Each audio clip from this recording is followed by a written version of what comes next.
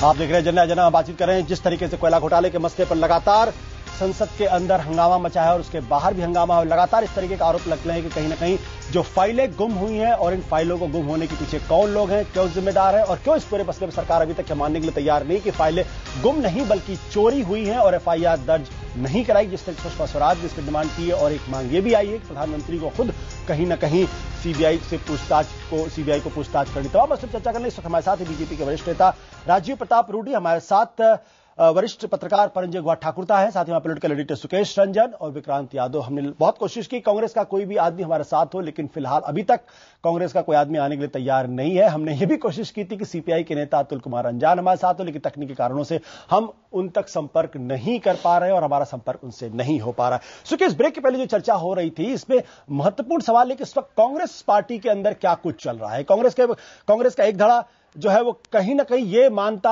नजर आ रहा है कि प्रधानमंत्री ने जो बयान संसद के अंदर दिया था वो शायद उस तरीके से नहीं था जिस तरीके से दिया जाना चाहिए था और उसके बाद मामला एस्केलेट हुआ है।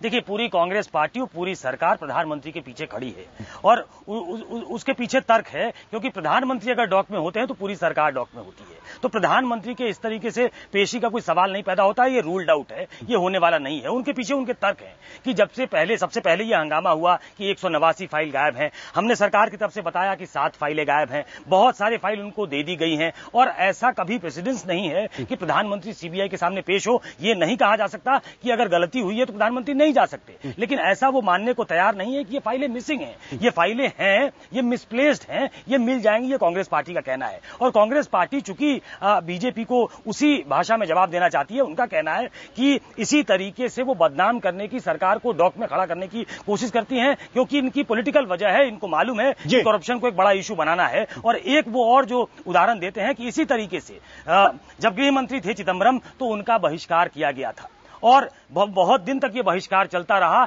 लेकिन जब सुप्रीम कोर्ट ने 2G वाले मामले में उनकी संलिप्तता से इनकार कर दिया तो वैसा बहिष्कार जो बीजेपी करती रही थी, बीजेपी को मुंह की खानी पड़ी। वो इसी तरीके से कांग्रेस पार्टी को उम्मीद है, सरकार को उम्मीद है कि बीजेपी इस मामले को पॉलिटिकल बनाना चाहती है, हम इसको पॉलिटिकल बनने नहीं देना चाहते। ये पूरा मामला जो है वो एक प्रोसीजरल लैप्स का हो सकता है कि वो फाइलें कहीं चली गई हैं, इसलिए प्रधानमंत्री के उस जांच में सहयोग करना तो अलग बात हो जाएगी, लेकिन उस जांच में पेश होने का और सीबीआई के सामने पेश होने का कोई सवाल नहीं होता है। इसलिए आप ये बात मान लीजिए कि ये पहला जो एफआईआर दर्ज कराने का है, इस पे थोड़ी बहुत बात इधर उधर हो सकती है, लेकिन प्रधानमंत्री के पेशी का सवाल पैदा नहीं होता, क्योंकि कांग्रेस मेरा कहना यह है कि प्रधानमंत्री ने जिस तरीके संसद के अंदर जवाब दिया, उसके बाद देर रात को आप जाते हैं, मुलाकात करते हैं तमाम नेताओं से, उनसे बातचीत करते हैं, अगर वो बयान जो था कहीं उसी बयान से पूरा मामला एस्केलेट हुआ।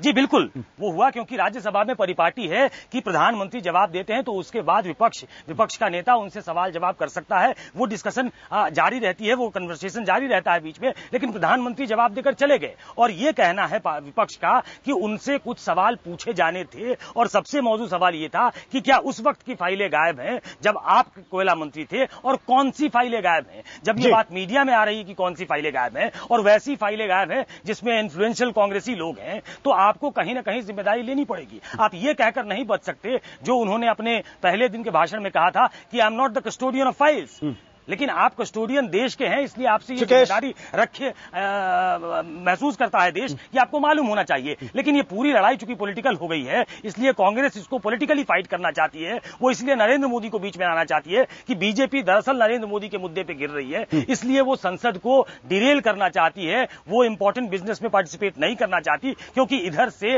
नरेंद्र मोदी का सवाल उठेगा और तब बीजेपी के लिए जवाब देना मुश्किल होगा। इसलिए आप डिफेंस का बेस्ट तरीका है कि ऑफेंसिव हो जाओ, और इसलिए बीजेपी ऑफेंसिव हो रही है। बिल्कुल, पर लेकिन जिस तरीके से प्रधानमंत्री को घेरे में लेने की कोशिश की जा रही है, एकदम 100% करेक्ट।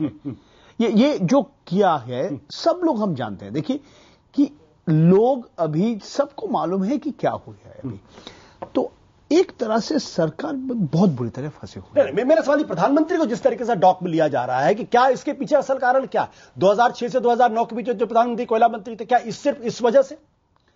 देखिए उससे पहले भी तो ये घोटाला में तो बहुत लोग हैं, इसके घोटाला में अजय संचेती का नाम भी आ गया, तो ये बात नहीं है।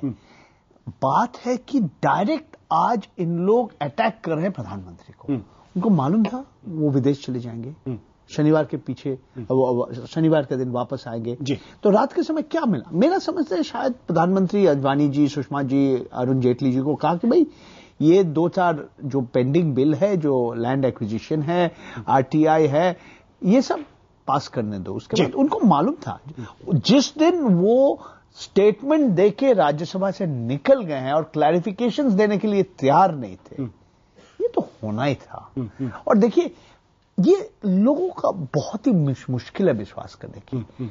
ये फाइल गायब क्या सचमुच हो सकता है? वो जैसे अश्विनी कुमार जी इसमें शुरू से संदेह के बादल है। पहले जो फाइलों को जो लॉ मिनिस्टर के सामने लेके आना, उसके बाद सुप्रीम कोर्ट के अंदर डांट पड़ा, फिर उनका इस्तीफा देना, और उसके बाद अब फाइलों का मिसिंग, एक पैटर्न है। यानी सरकार के अंदर कुछ न कुछ ऐसा विद इन कोर्ट क्रिमिनल हो रहा है, ऐसा ऊपर से संदेह नजर आता है। देखिए लोग उनको प्रोटेक्ट करने का कोशिश कर रहे हैं, मगर इन द प्रोसेस वो अपने आप फंस रहे हैं। बोलते हैं ना, एक बार आप झूठ कहेंगे ना तो बार बार आपको झूठ करना पड़ेगा। तो एक जगह में आके किसी को बचाने की कोशिश हो रही, किसी बड़े स्तर के आदमी को बचाने की कोशिश। आपको लगता है कि तो इससे ऊपर और कौन है भाई? सबसे बड़ा आदमी तो ये, इससे ऊपर वो तो खुद कोयला मंत्री थे। और कौन है इसके ऊपर? सोनिया जी ने, मैं समझता हूं तो he was in charge, prime minister was in charge, और सब लोग जानते हैं ना कौन कौन है, सबका नाम आ गया। मंत्रिमंडल में सुबोध कांत सहाय, श्री प्रकाश जायसवाल, संतोष बगड़ोडिया, विजय दादा, नवीन जिंदल, वहां ठिकाना सबका नाम मालूम है आपको। वो जगत रक्षाखंड, डीएमके, सब लोग इन लोग ही हैं। तो अब बात है कि जो विरोधी दल कोशिश करेंगे प्रमाण करने के लिए, प्रधानमंत्री को मालूम था कि ये सब हो रहा है। बात यह है कि प्रधानमंत्री ने खुद कहा कि कोयला का ब्लॉक नीलाम करना चाहिए, मगर सरकार ने खुद, वो प्रधानमंत्री का जो बात है, जो कोल सेक्रेटरी पीसी पराग जी ने कहा, 8 साल लग गया सरकार को ये नीति बदलने के लिए। बिल्कुल। राजीव प्रताप रूडी जी, इस पूरे मसले पर एक चीज जो ये कहीं ऐसा तो नहीं है कि नूरा कुश्ती भी हो कि प्रधानमंत्री ने आप लोगों से मुलाकात कर ली, दिन में आप लोगों ने डिमांड उठा दी और उसके बाद संसद जो है सुचारू रूप से चलने लगा, पेंशन बिल वगैरह पे मामला होने लगा? देखिए, ये भी एक अजीब स्थिति है कि हम लोगों ने जिन तथ्यों को रखा, हमारे प्रतिपक्ष के नेता अरुण जेटली ने जिन तथ्यों को रखा, सुषमा स्वराज जी ने जिन तथ्यों को रखा, वो हमने पूरे देश के सामने बता दिया कि आज देश के प्रधानमंत्री के खिलाफ इस प्रकार के आरोप हैं।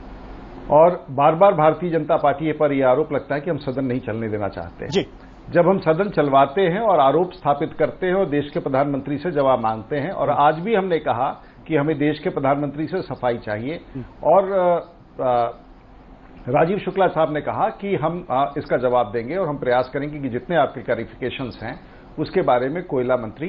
तो हमारे लिए, हम जानते हैं कि देश के प्रधानमंत्री थाने में नहीं जाएंगे, हमें पता है कि सीबीआई की जांच में नहीं जाएंगे, लेकिन हमारा जो कर्तव्य है देश के सामने कि देश के प्रधानमंत्री के विरुद्ध जो आरोप है वो प्रमाणित हो रहा है, संचिकाएं गायब हैं। यूपीए की सरकार ही एक ऐसी सरकार है जिसके सरकार के संचिकाओं में, फाइलों में पांव लगे हैं, क्योंकि कोई संचिका अपने आप चल करके दफ्तर से बाहर नहीं चला जाता है, उसे गायब किया जाता है। और इसके बारे में अगर देश के प्रधानमंत्री के यहां से संचिकाएं गायब होती हैं तो आप समझ सकते हैं कि देश में क्या संवाद जा रहा होगा, कि देश में शासन का क्या तंत्र इस देश के भीतर है। हमारा काम है इन तथ्यों को उजागर करना। अगर हमारे पास ये ताकत होती, देश की जनता अगर हमें वो सत्ता में लाने के लिए वो संख्या देती, तो हम 24 घंटे में सरकार को उलट देते। लेकिन आज हमारा कर्तव्य है कि देश के सामने जो बड़े भ्रष्टाचार कांग्रेस के लोग कर रहे हैं, आज टीवी चैनल पर एक भी कांग्रेस का व्यक्ति नहीं है, क्योंकि आज देश के प्रधानमंत्री को डिफेंड करने की स्थिति में कांग्रेस पार्टी नहीं है, ये साफ दिख रहा है। बट देश के प्रधानमंत्री जिनके खिलाफ प्रधानमंत्री को घेरे में लेते हैं, बोलने के लिए आज टेलीविजन चैनल पर कोई नहीं है। इससे ज्यादा प्रमाण और क्या चाहिए?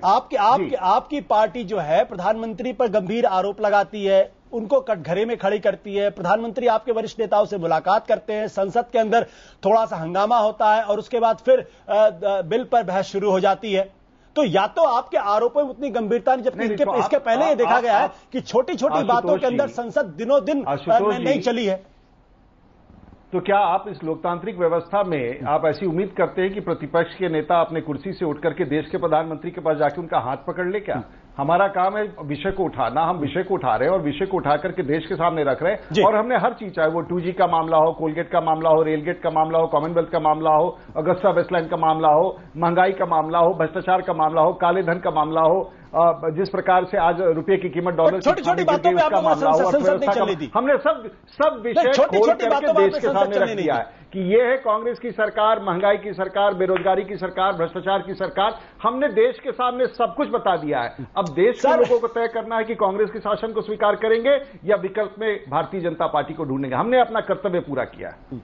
नहीं, मेरा सवाल फिर था कि बहुत छोटी छोटी बातों में संसद कई दिनों तक नहीं चली है। जब इतने गंभीर आप आरोप लगा रहे हो, उसके बाद भी लोकसभा सुचारू रूप से चल रही हो, तो कहीं मन में शंका पैदा होती है।